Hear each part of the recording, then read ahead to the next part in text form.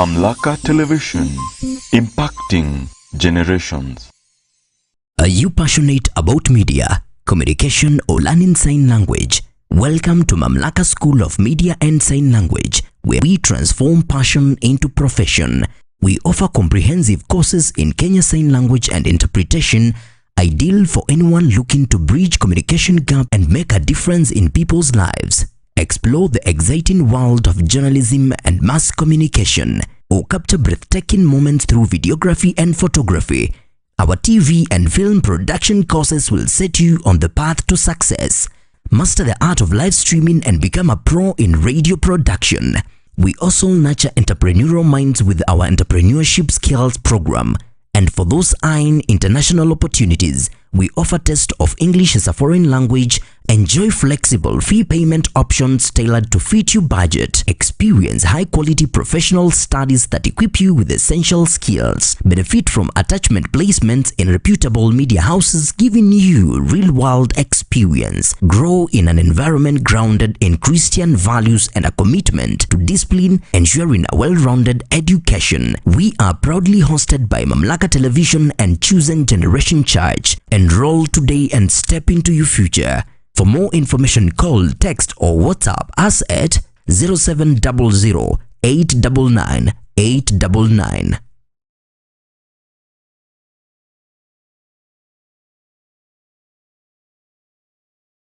Are you 20 plus and ready to mingle or strengthen your relationship? Rgen is here to help you connect, learn and explore meaningful love. Our speakers include Bishop Ben Nganga of Chosen Generation Church, his raw, real and inspiring. Coach Johnny, motivational expert for love and life. Bishop Damaris Muranja, sharing wisdom on relationships. Join us dressed in white with a touch of red. The event is themed A Garden Enclosed and will be hosted at Amana Hotel on February the 15th from 6 p.m. to 10 p.m. Entry fee is 1,500 per person and 2,800 for couples. Or you can grab your tickets at www.ticketbase.com. This event is proudly sponsored by Mamlaka Television, Epic Impact, Chosen Generation, and Nakuru College of Commerce and Hospitality. Rgen Dating Expos, where love and purpose meet. Get your ticket now. Step into a brighter future at Better You School, conveniently located in Barnabas along the Nakuru-Nairobi Highway. We are ready to nurture young minds from playgroup to class 1, providing a foundation for a lifetime of learning in a serene Christian setting. Enroll in the ongoing intake and take a step into a world of discovery and growth. Located just 400 meters off Ruby's petrol station on the way to Luna Hotel, we are at the Chosen Generation Church Barnabas Sanctuary. To secure your spot, call 0790-899-899 or visit us at the Chosen Generation Church Barnabas. Better You School, bettering your future.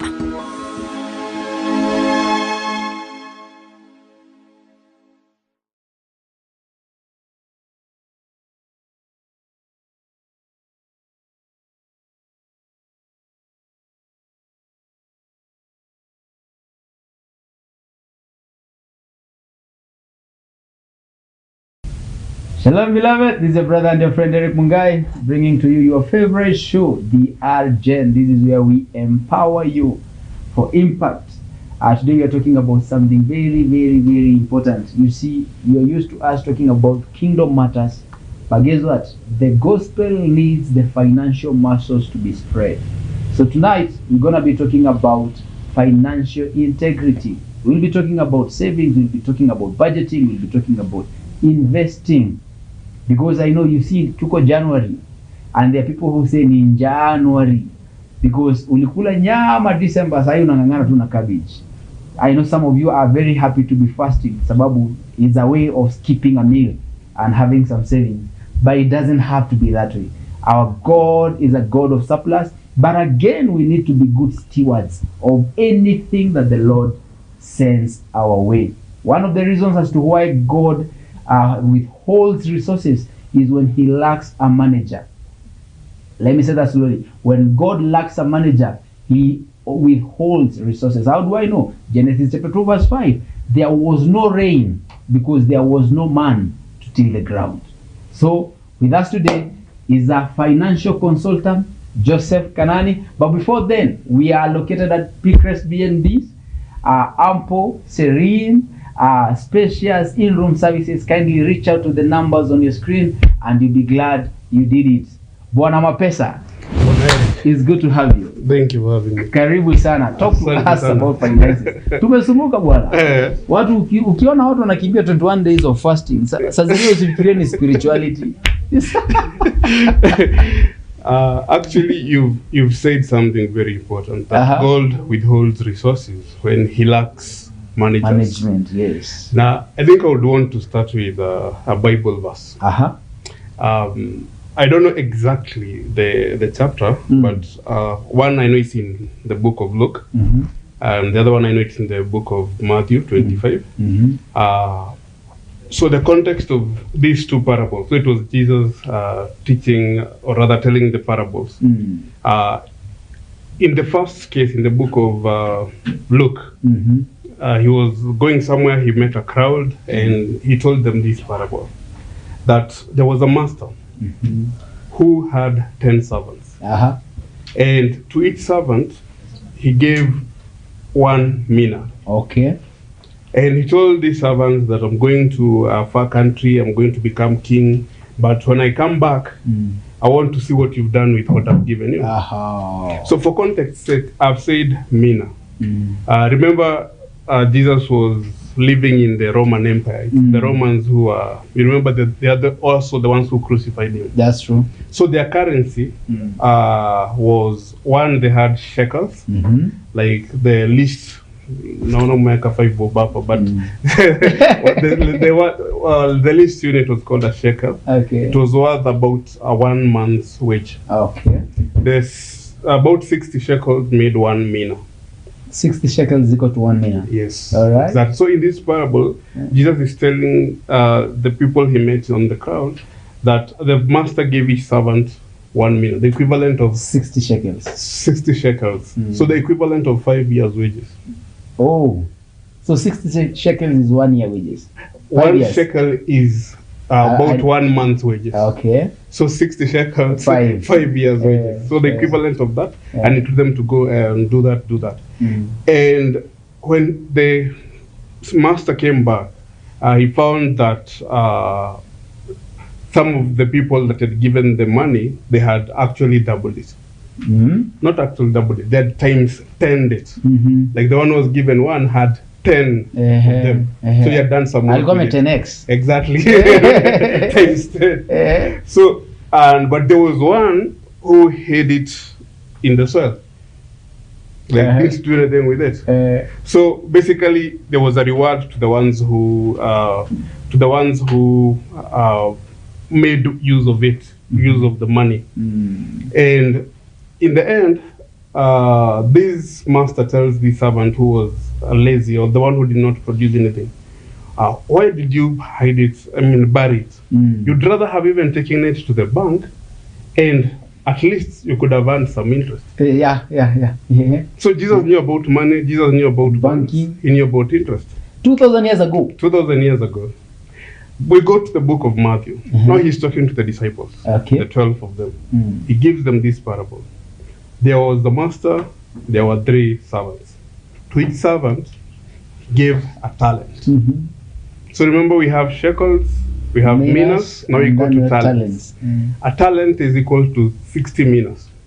A talent is equal to 60 minas. Yes, so it's another form of Roman currency. So if it is, if 1 shekel is about a month's wage, let's say 30,000. So 1 year, 60 shekels, you'd have to multiply to get a mina.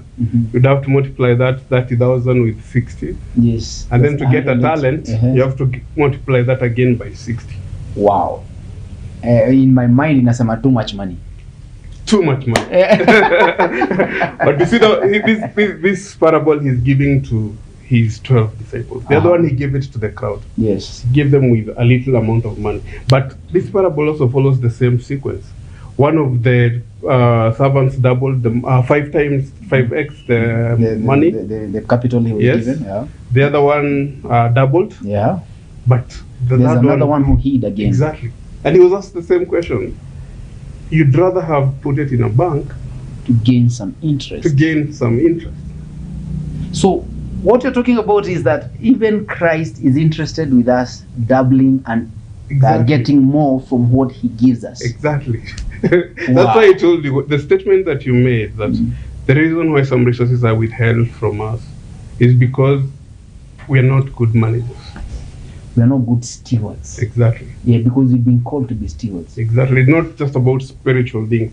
Because if Jesus was talking about money, actually money is spoken about from the book of Genesis. So it's From the book of Genesis. exactly what was Joseph governing when another is in Exodus. What was Yeah, Joseph that's governing true. Yeah. in Egypt? Yeah. Money. That was resources. money. Those were Yeah. resources.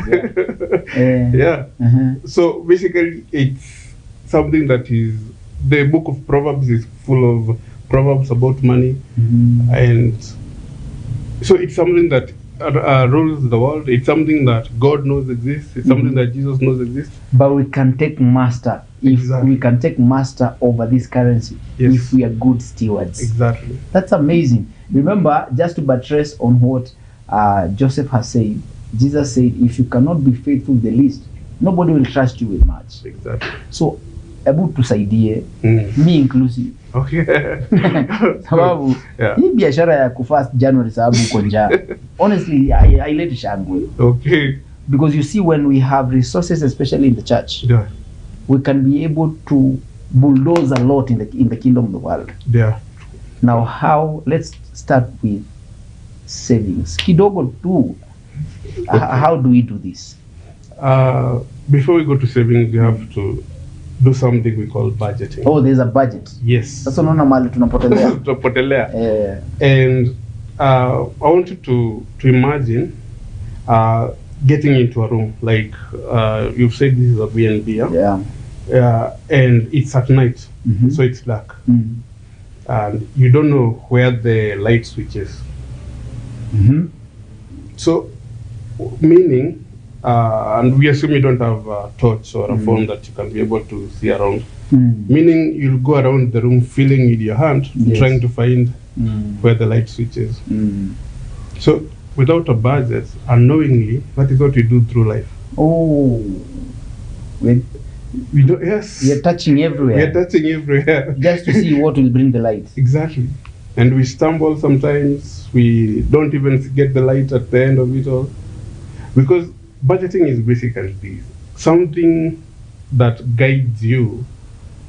First of all, it tells you how you are living. Mhm. Then it guides you to live within your means. Then it guides you on whether you need to cut costs or increase your income. Oh, but without that structure called the budget, you can't know. You're just moving around the room, dark room, trying to feel every wall, trying to get the light switch, Mm. and you stumble. Now let me give a figure. Yes, Now hypothetically, let's say I'm earning a wage ya 20k. yes, Sawa? yes. Niko na watoto watatu shule. Hmm. My wife hafanyi kazi Yes, na lazima nikomboe nyumba. yes. Help me budget. Okay, now I don't want you to make the assumption that the work of the budget is to help you, like even with little money, to do the impossible. Mm. But let me ask you the same question that you've asked me. With that 20,000, tell me what you normally do on a day-to-day basis. They are the normal things that you do. You pay the rent, You pay the rent. you pay the school You fees. pay the school fees. You pay the elect bills. Yes. Sindio? Yeah, and the water. And the water. Yes. And then you have to commute to work. Yes, so there's the There's transport. the transportation. Yes. Alright? Yeah. And then on a normal month, hakuja kuwa na incident. But you're forgetting to make, then this is how the budget becomes necessary, because what you've said, you've generalized, and that is what is in the minds of most people. That I pay rent, I buy groceries, I pay school fees, I commute, I buy lunch, but you've forgotten to tell me there are friends you take out for tea and coffee. Mm. Or if it is on a terrific Tuesday, you go and take a pizza. Forgotten to tell me you buy airtime. Wow. And you make calls. You buy data. You've forgotten to tell me you transact with M-Pesa and the M-Pesa charges. Forgotten to tell me that at home you have siblings and parents who call you now and then. They need this and that. Sasa si ndio unaona January inakaa hivi. No, but you see, you didn't include them in how you spend your money. No. You're also forgetting their friends who have weddings or newborns. Matangas. Yes, and you're in those WhatsApp groups and you're supposed to contribute. And that is where the money slips through our fingers. Oh. Right. You Those are do- the blind spots. Exactly. You do the normal things. You pay rent. You buy food. You pay electricity. You do all that. But whatever else you're left with, you can't account for it. That's true. So the budget will help you. Whatever cost you incur, write it down. If it is airtime, write it down. If it is friends, You took meeting some over- friends for yeah, write it down. If it is your mom called you, there's this joke that people make at village. People call, oh, ng'ombe ilimeza kijiko. We need to call the veterinary. atoe kijiko kwa tumbo. Kotumbo, write it down. If it's the transaction charges, write it down. Then at the end of the week, call yourself a meeting.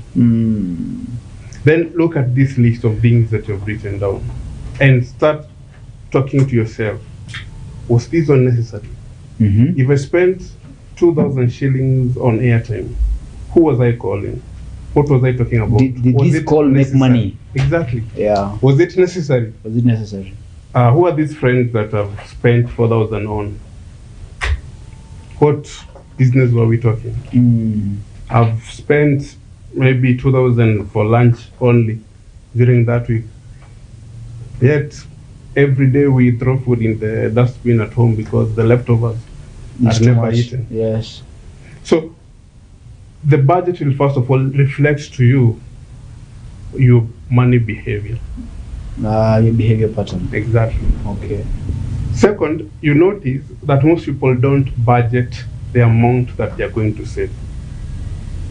It's supposed to be budgeted. Exactly. Because you see, when you told me, I asked you that, it was very, very intentional. Because I wanted to use that example. You never said, I pay rent, I save. No, you said, you just mentioned the expenses. Yeah, unajua sasa with the common thinking is Yeah. that when I get 20, it's hand to mouth. That's the common thing. Yeah. But do you know, okay, let me give you another example. Like, let's say you earn 1,000 shillings every day. And tomorrow you're very sure that you'll still earn the 1,000 shillings. So today's or your daily behavior will be based on the knowledge that I'll earn this 1,000 shillings Tomorrow. even if I finish this 1,000 shillings that I have to At do. least I have a backup tomorrow. Exactly. Yes. So your consumption behavior will be based on that assumption. Ouch. So you'll find yourself, you're going for lunch, buying lunch for 300 shillings, transport, ukitembea kila mahali lazima utumie nduthi. You know, somewhere you could have easily walked. Every day you buy a kilo of meat. So at the end of the day, you have the 500 complete, I mean the 1,000 completely spent. But do you want to tell me if this person was earning 500, that they could not be able to survive? They could have managed with 500. Exactly.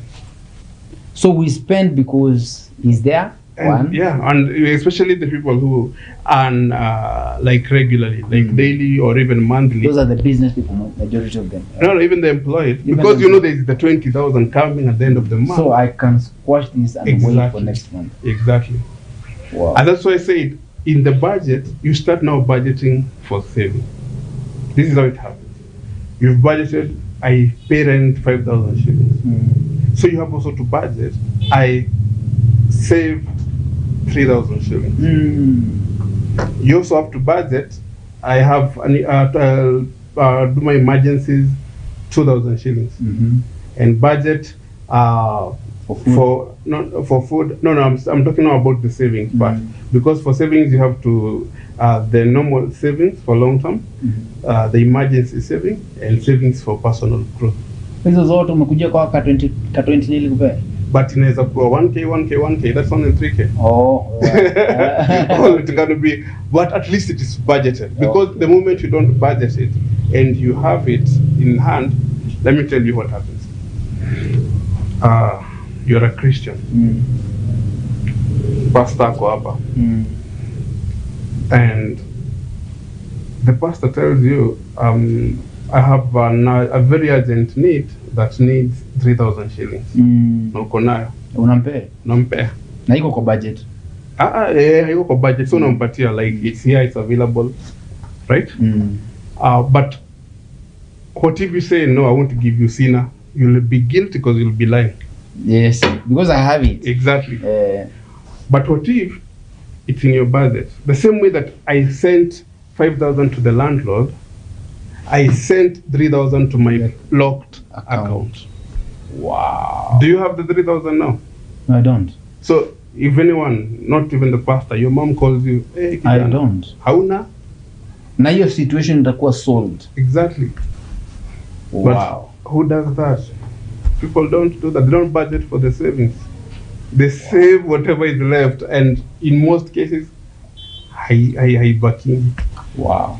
Wow. That is so informative. Our viewers, I heard of this story that there was this hunter who used to shoot arrows at the tree, and then mahalio that ilingia anaenda na circle around and then remove the dirt. So when people came, they thought this guy is a good hunter because ana aim bullseye every now and then. But little do they know that after mshale imekuja ndiye anakuja ana circle around. That is how majority of us have been living. We shoot first and then we paint around. But what we are learning from the financial consultant tonight is that we should first mark and then have an aim. That's the importance of budgeting. We budget everything, including savings, emergencies, airtime, so that we can have a blueprint that guides us on financial matters. We're taking a short break. I'll be right back after this. Are you 20 plus and ready to mingle or strengthen your relationship? Rgen is here to help you connect, learn, and explore meaningful love. Our speakers include Bishop Ben Nganga of Chosen Generation Church, his raw, real, and inspiring. Coach Johnny, motivational expert for love and life. Bishop Damaris Muranja, sharing wisdom on relationships. Join us dressed in white with a touch of red. The event is themed A Garden Enclosed and will be hosted at Aman Hotel on February the 15th from 6 p.m. to 10 p.m. Entry fee is 1,500 per person and 2,800 for couples.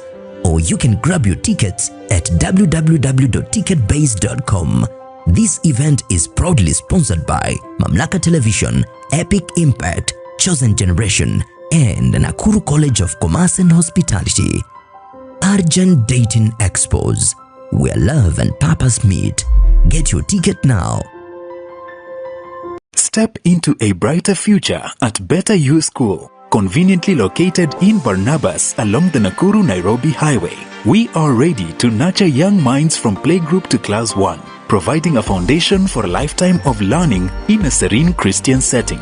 Enroll in the ongoing intake and take a step into a world of discovery and growth. Located just 400 meters off Ruby's petrol station, on the way to Luna Hotel, we are at the Chosen Generation Church Barnabas Sanctuary. To secure your spot, call 0790-899-899 or visit us at the Chosen Generation Church Barnabas. Better You School, bettering your future.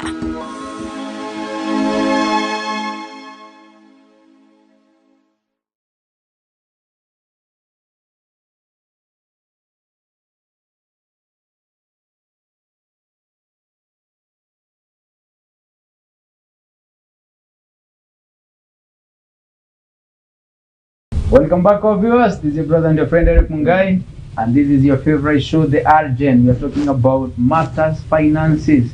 We have the best of the best, a financial consultant. In the first segment, we talk about budgeting. Tumeona venye mazee sisi uslide and expect miracles ikifika December, but we've been told that we're supposed to be budgeting each and everything we're doing so that we can have a blueprint. In case ninaweza kuwa na leakage, I can call myself for a meeting na nione this is where I'm losing it. All right, Now in this segment we're going to be talking about savings. Yes, tume budget. Na tumeambiwa tuweke pesa ya savings regardless of how much you are earning. Kuna pesa ya savings. Now Joseph, hata kama mtu anapata 10k, lazima kukuwe na pesa savings. Now, yes, kama unataka tunasemanga kuomoka. Lazima ukuwe na pesa ya savings. Otherwise, let me ask you, Eric. You believe in miracles? I do. But mbona umesema you slide and then you expect a miracle in December ya pesa, but I could. Coming. Mbona? Sababu God anataka prudence, God anataka integrity. Exactly. And there's a verse, 8, Deuteronomy chapter 8 verse 18. It has the beginning, but hapo katikati nasema, for it's God who gives us the power to make wealth. So God doesn't give us the wealth that you miracle. Ati pesa imetoka kama mana, imeland, ati you'll find a million in your account. $10,000 kimetoka hapo. So he gives us the ability to make wealth. Exactly. Yeah. Now, you've asked a very good question. Hata kama una 10k, utasave. And you have heard of this thing that economists call the vicious cycle of poverty. Yeah, I have heard that. Now, it's basically that thing hand to mouth, because the same situation every day, every week, every month. Pesa unapata, watumia yote, naisha. But do you know how to break that vicious cycle? How do we do it? Kwa church, one, maybe kuombewa the deliverance, but the second most practical way from a financial perspective is saving. Let me give you this as an illustration. Sisi wote tuna earn 10k, right? Mimi ni wewe mtu mnasema ana slide anangoja miracle. But you are a prudent person. You've listened to these episodes na umeandika hizo points na umeact on them. Such that every month, Eric, when you earn your 10,000, as you budget for your rent and other things, you budget for your savings. So every month you budget for the 2k. Mimi, so at the end of the year, since I've been living my hand to mouth, every money that is in my hand, itatokea the other side, 0 savings. But you have 24,000 shillings. It might not look like much, but that 24,000 shillings, since you're prudent, it's maybe enough to start a small business for your wife. That is very true. That is very true, right? Yes. So next year, or after this first year, maybe in a slide, you've been saving 2,000 diligently. You've started a business for your wife. Now she's bringing in 500 shillings from a kibanda every day. Yenye haikuwa. That's a plus. Yes. 500 shillings for 30 days. We are talking about 15,000. Wow, we are growing. So now your household has the 10,000 that you are bringing, and the 15,000 that she's bringing. So we are talking about 25,000. We are talking about 25,000. Kwangu ile 10k. Wewe bado una slide. Father, tunakemea pepo ya mapepo. Exactly. But what has changed that? Just 2,000 shillings that was intentional, and you're very disciplined about it. Wow. Let's go to that year. Now you from your 10,000 and have 15,000, you're probably able now to save 5,000 because you've not changed your living standards. Unaishi tu vile. Hiyo. Talk about the living standard. Usisahau hako ka trajectory nako, but this is their problem. So when I was having 10 and I could save 2. Naona ulikuwa unaishi nyumba ya 3k. Nilikuwa naishi nyumba ya 3k. Si ndio? And by the way we were comfortable. Si ndio? Now I have saved for an entire year. Na tumeanza kupata some extra 25. Now my wife is bringing 15. Sasa tuko na 25. Kuna ka demon kanataka mwende nyumba ya 10k. Kuna ka demon kana nionyesha lazima niende 2 bedroom. Kakemee. Nikakemee. Because remember, like this budget, you're still making this budget. Yeah. You're looking at, is this really necessary to incur an extra 7,000 to get a roof, yet I already have a roof? That's a good thinking, yeah? Yeah. And you see now, if you're able now to save 5,000 every month, at least at the end of the year, you have 60,000. If you're this good servant who was able to double their money, now you have 5x your money. So it means now you'll now maybe probably buy a motorbike with the 60k next year. Find someone to be riding it around town, and gives you another probably 300 shillings per day. So up to 500. Up to 500. Other to count a minimum 300. So we have another 15,000 at the end of the month. So we have 15,000 from the boda. We have 15,000 for my wife, and we have still the 10,000 that you are assuming sijakuwa promoted. Exactly. So we are talking about that is 40,000. Yes. The same family. The same family that started with 10,000, and we started the same. Mimi bado naishi pale. Sasa nimeanza kusema umeingia Illuminati because I can see you're shining, but you basically being diligent with the little you had. Wow. You save it. Wow. So what does saving do? Saving helps you to break that vicious cycle. Because what you've saved, you invest. What you have saved, you invest. Yes. All right. So what you invest earns you another income. So now it increases your income. So now you're able to save more. You're able to invest more. You earn more income. You save. So it's now a cycle of wealth that you've gotten into. So you save more, you invest more, you earn more. Then again you save more. Exactly. You invest more. Yeah. So tumetoka kwa the vicious cycle of poverty. So umeenda kwa cycle of wealth. No wonder even the people of the world are wealthy. Exactly. Because you see kuna mahali Jesus alisema the people of the children of the world are wiser than the children of the kingdom. Yes. Because this is a principle. Yes. No, this is a principle. And from what I'm hearing, this principle works whether I'm born again or not. It's a principle. It's a principle. It's like gravity. If I drop this glass, itadunda tu. It's gravity. So no matter ukiwa kwa balcony, if you're speaking in tongues tumefast ku 21 hii mwaka, if you drop down, utashuka tu. The principle of gravity. Haijalishi kama wewe ni Dr. DD, ECD, KDO, haijalishi. It's a principle you're going to learn. Yes. All right? So what I'm learning is that saving is a principle. Yes. It's a law. It's a law. And it respects no man. Exactly. Wow. And let me tell you something very interesting, because I've been fortunate to work with, you see these groups called chamas. You go to a place that is very interior, it looks remote by all standards. And the people there are, if you look at them, their houses, hata ukiingia kwa nyumba, you don't want to sit down because unakalia kiti imewekwa tu mbao, hakuna cushions. And you want to change their lives.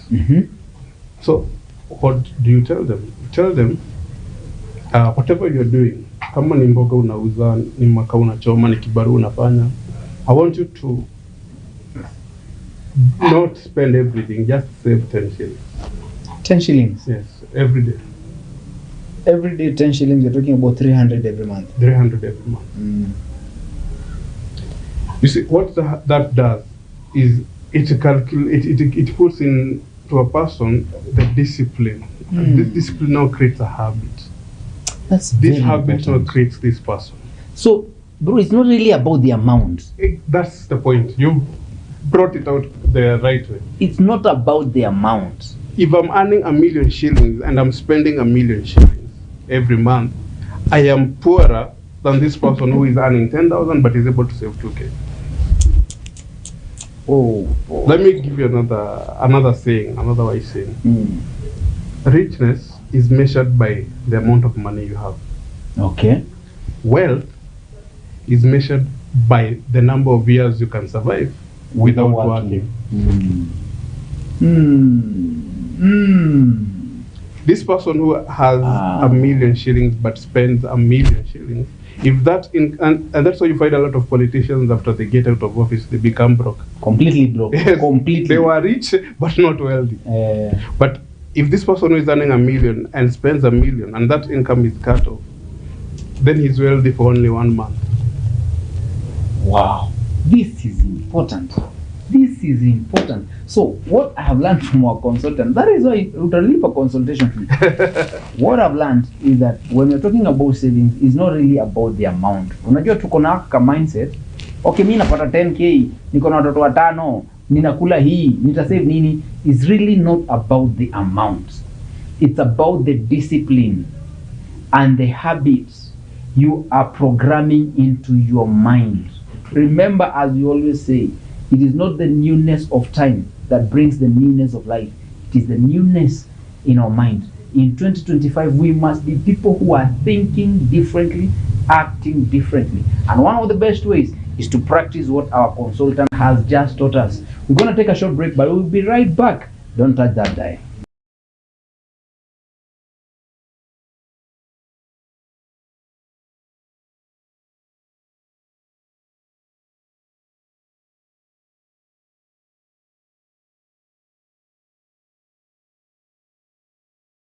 Are you passionate about media, communication, or learning sign language? Welcome to Mamlaka School of Media and Sign Language, where we transform passion into profession.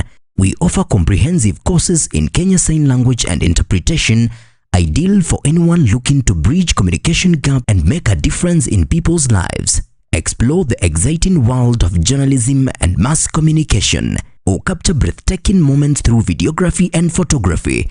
Our TV and film production courses will set you on the path to success. Master the art of live streaming and become a pro in radio production. We also nurture entrepreneurial minds with our entrepreneurship skills program.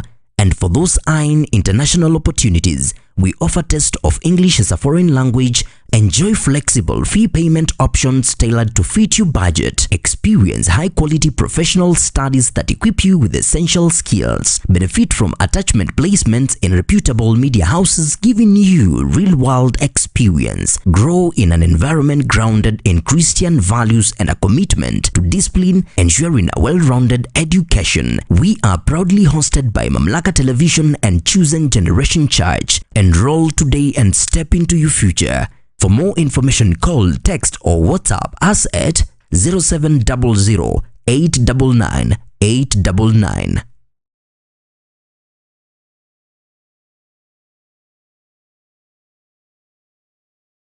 Are you 20 plus and ready to mingle or strengthen your relationship? Rgen is here to help you connect, learn, and explore meaningful love. Our speakers include Bishop Ben Nganga of Chosen Generation Church. He's raw, real, and inspiring. Coach Johnny, motivational expert for love and life. Bishop Damaris Muranja, sharing wisdom on relationships. Join us dressed in white with a touch of red. The event is themed A Garden Enclosed and will be hosted at Aman Hotel on February the 15th from 6 p.m. to 10 p.m. Entry fee is 1,500 per person and 2,800 for couples. Or you can grab your tickets at www.ticketbase.com. This event is proudly sponsored by Mamlaka Television, Epic Impact, Chosen Generation, and Nakuru College of Commerce and Hospitality. Rgen Dating Expos, where love and purpose meet. Get your ticket now.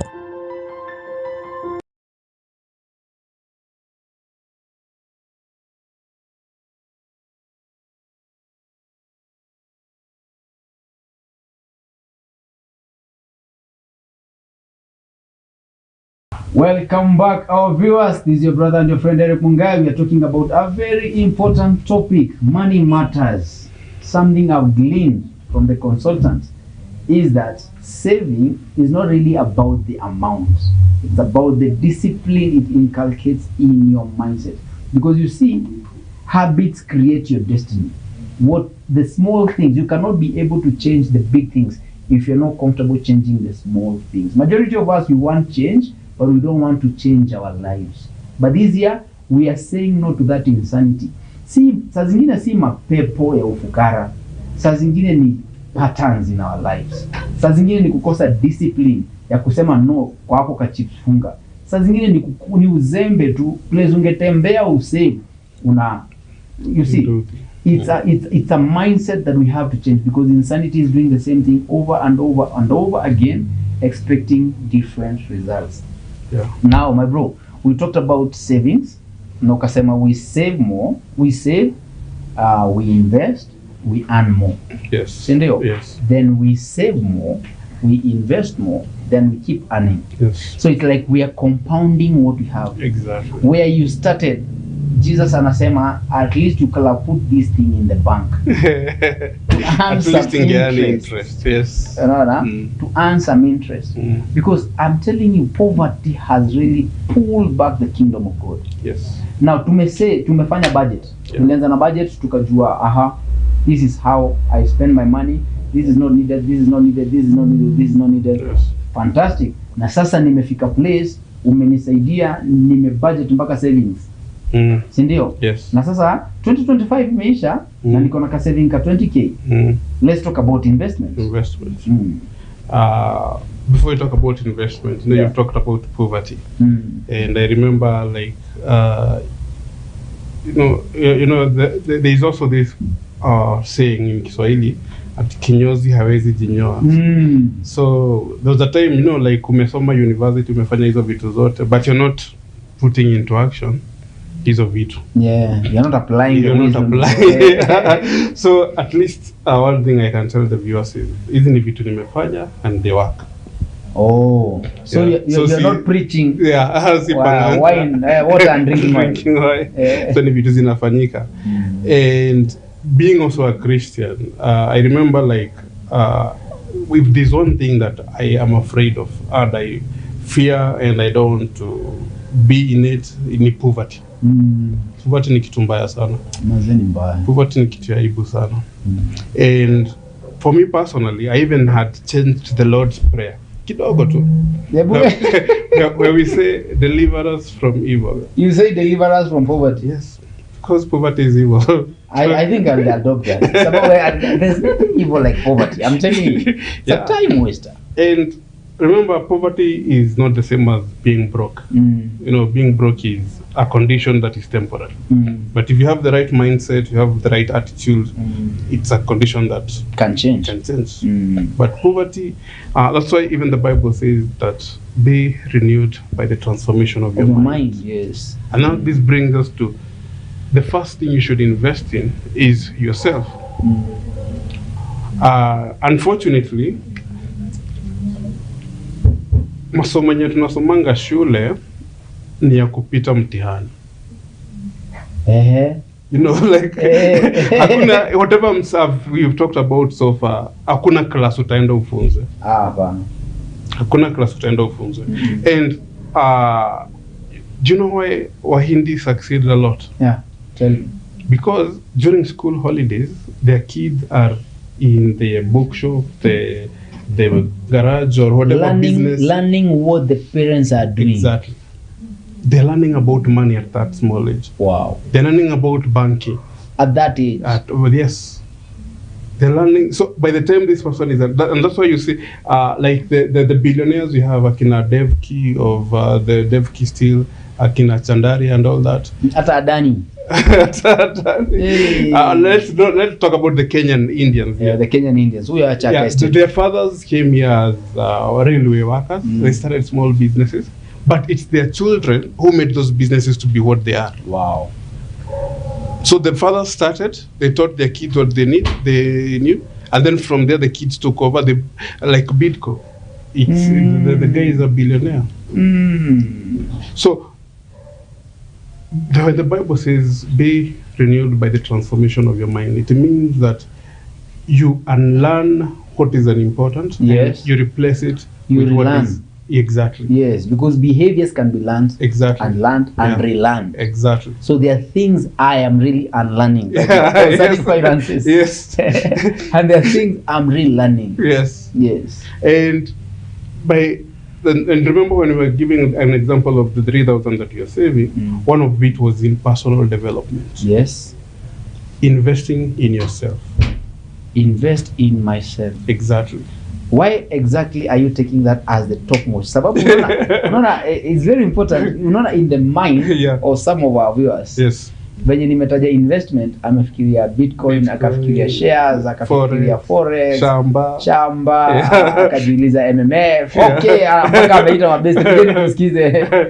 Yeah. But you talk about investing in me, yes. personal development. Exactly. Why is that very important? Because of that verse, renewal of your mind. Mm-hmm. One, investing in yourself means now buying books and reading books. Not just buying. Yeah. You buy books and you read them. Yes.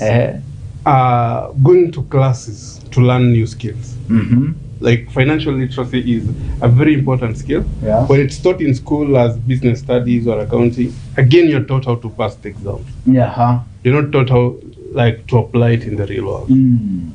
So financial literacy. Things like people invest when they buy data, they just go to TikTok to see dances and YouTube to see comedies. Don't start watching content like this one. This is investing in yourself. You're now renewing your mind. Now, so the same data yes, mtu anatumia kuona madhudha, yeah, is the same data mtu anaweza tumia kusikiza content yenye inaweza build life yake. Exactly. Wow.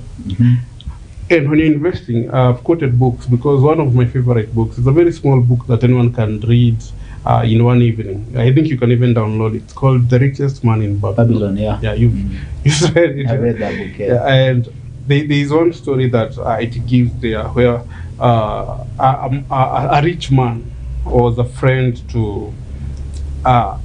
I think he was just a traveler, but very sweet talking.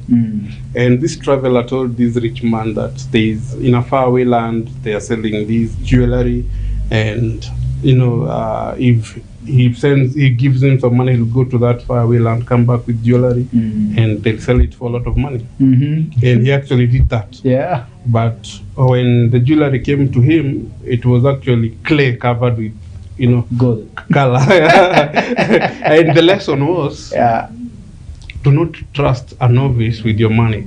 Do not trust someone else to do what you think will give you money. And what is the reason why most people are scammed? Because they'll come to you and tell you that I'm a forex trader, I know forex. But since you don't know and you don't want even to invest in yourself in that knowledge. You want to think about it. I want to ride on what you know. Exactly. So you give me money. And then you bring me a gold coated. Exactly. So investing in yourself means now whatever you now invest in physically, you'll have knowledge about it. In investing in land, you'll know about how land appreciates, how land transactions are done, etc. In investing in, most people now investing in money market funds and the stock exchange and all that, you'll know how to define it. You'll know how to explain it. You'll know how to understand it even when we see the news being read there. But right now you just want to sit there, you say you invest in, but bonds, unajua tu ni zinaranaje. You don't know anything about it. You just released your cash and you're expecting things to work. You're expecting things to work. I remember, let me give you a story. I did it unconsciously then, but thinking about it, I think it's a very wise thing that I said. I was young, I was talking to my dad. We have a shamba somewhere in our country. And he was having this great idea of putting cattle and sheep and then employing someone to look after them. And my question, I was naive then, and I don't know why that question came to mind. I asked him, huyo mtu unataka akuangalilie na zizane na zikuwe mingi, bona akubari, as in if he can really be able to do that, bona asifanye yake, aache yake fanya yako, anakuja kufanya yako. That's a good question. There has to be a catch. There has to be a catch. There has to be a catch. Yeah, this person is lazy, just wants free money to, he'll pretend he's looking after the cows and the goats, but in real sense, he's interested in the salary, not in the growth of the vision that you have. No. It's Yes. what he's getting at the end of the month. Exactly. Yeah. And that's why even employers have problems with employees, because the employees are there for the salary. The employer is there with the vision, but the employees don't see the vision. They see the pay. They see the pay. Hapo ndo tunachosaki. So basically, when you invest in yourself, when you know what you really want to do, you learn that thing. That will help you not to unlearn the old stuff. And right now, learning is very easy. Like, we're in the age of the digital age, and currently, we're in the age of the AI. You can speed up learning on anything that you want to. Degrees that cost a lot of money and a lot of time, you can learn if you are serious in a month, just using data and your computer. So right now, nobody can give an excuse. Sijui. So if you say sijui, then you are unhelpful. You're ignorant, and you'll be in that cycle of poverty. So for this like what you're saying, this is very important. And by the way, we have to have another episode. We have to have another episode because we cannot complete everything. Yes. Unaona sasa kwa investment tumeongea tu kuhusu personal investment. That's a little core, the other investment. What you're saying is that for us to get ourselves out of poverty, it's a do-it-yourself project. Yes. Like, bro, nobody is coming to save you. Uko peke yako. Fold your sleeves. Yes. Get your hands dirty and your mind clean. Yes. And do what needs to be done. Do what needs to be done. Wow. Na si Wakristo tunangoja miracle. That's why we started this part by asking you, do you believe in miracles? Because yes, God will heal you. Yes, God will supply you. But God gives you the fish for that day, not the pond. The pond, you have to make it yourself. And he has no problem by you owning a pond. Yes. But the problem with us is we over spiritualize that we end up missing the mark. Very true. Very true. God says, I'll bless the work of your hands. But you go there with nothing. What are you doing? What is he blessing? What can God bless? What can God bless? Yeah. Because he said, whatever you do shall prosper. What are you doing? Yes. And then after you've done, what part of that are you saving for tomorrow? Exactly. So that you can reinvest and earn more. And earn more. And get more to reinvest and earn more. Something you said very important. That the Indians are training their children concerning finances. Is that something you could advise our viewers? Yes. And I'll advise them using an illustration. Tuskys, unfortunately, is a failed business. It was one of the biggest businesses that we knew. Tuskys was owned and operated by an old man. I think his name was Mukuha, I'm not very sure. And when he passed on, he left it to his children. His children were not able to run it for 5 years. It died with him. It died with him. And it had stalls almost. It was the second largest after from Nakumat, actually. Yes. Yeah. And another thing, we send our kids to school to study MBA, to study business, to do all that, so they can get a job and earn an income. But if Mukuha was like an Indian, he would have taught the kids how to run the business, how to start their own supermarkets, let them fail, learn from their mistakes. While he's watching. Fail, learn. Yes. Fail, learn. So if there were like 5 sons, we would have like 5 different Tusky brands that have sprouted from the original one. That is true. The other mistake that we make as African parents, if the parent is rich, they invest mostly in real estate.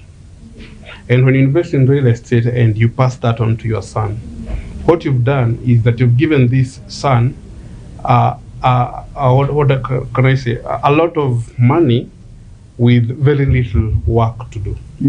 Because if you have an apartment where you're collecting maybe 100 or 200,000 in rent every month, tell me, what are you doing 8 With to that? 5? Yeah. No, Oh, 8 to 5 every day. I don't want to do nothing. So I have money. You have money. Yeah. An idle mind? A devil's workshop. Yes. You can't have money and time and be a good person. Wow. But these Indian guys, they close, you'll see them closing Jilanis at 6 p.m. Yes. Getting to a car, and not just the parents, even their kids and their grandkids. Wanaenda nyumbani jioni.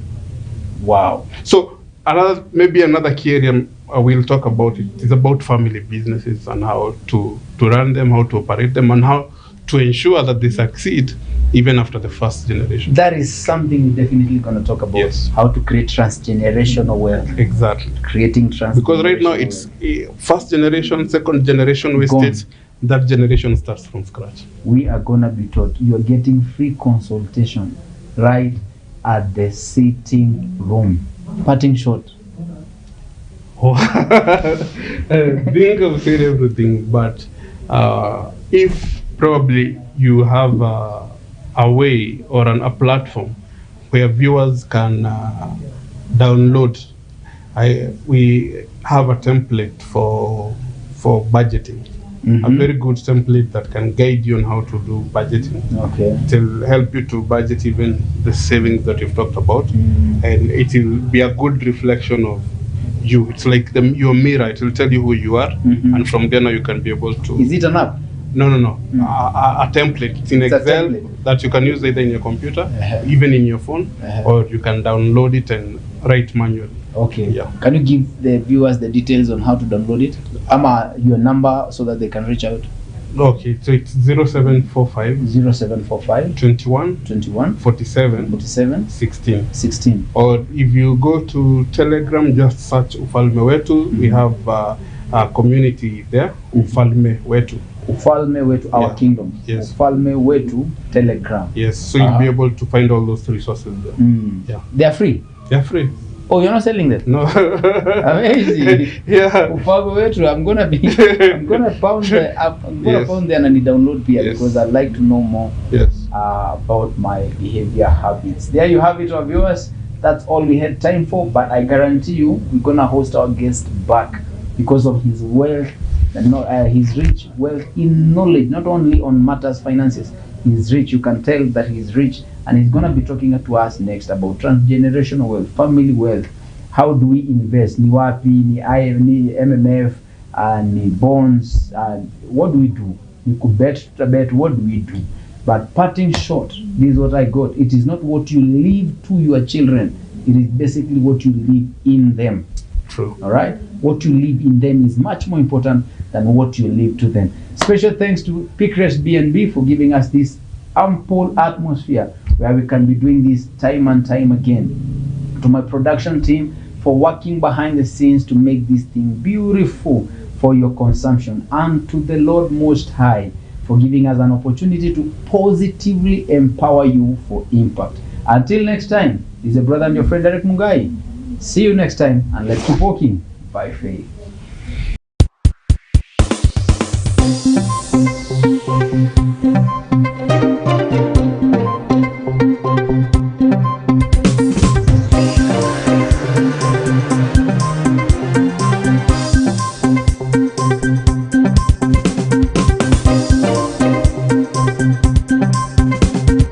Mamlaka Television, impacting generations. Are you passionate about media, communication, or learning sign language? Welcome to Mamlaka School of Media and Sign Language, where we transform passion into profession. We offer comprehensive courses in Kenya Sign Language and Interpretation, ideal for anyone looking to bridge communication gap and make a difference in people's lives. Explore the exciting world of journalism and mass communication, or capture breathtaking moments through videography and photography. Our TV and film production courses will set you on the path to success. Master the art of live streaming and become a pro in radio production. We also nurture entrepreneurial minds with our entrepreneurship skills program. And for those eyeing international opportunities, we offer test of English as a foreign language Enjoy flexible fee payment options tailored to fit your budget. Experience high-quality professional studies that equip you with essential skills. Benefit from attachment placements in reputable media houses, giving you real-world experience. Grow in an environment grounded in Christian values and a commitment to discipline, ensuring a well-rounded education. We are proudly hosted by Mamlaka Television and Chosen Generation Church. Enroll today and step into your future. For more information, call, text, or WhatsApp us at 0700 899 899.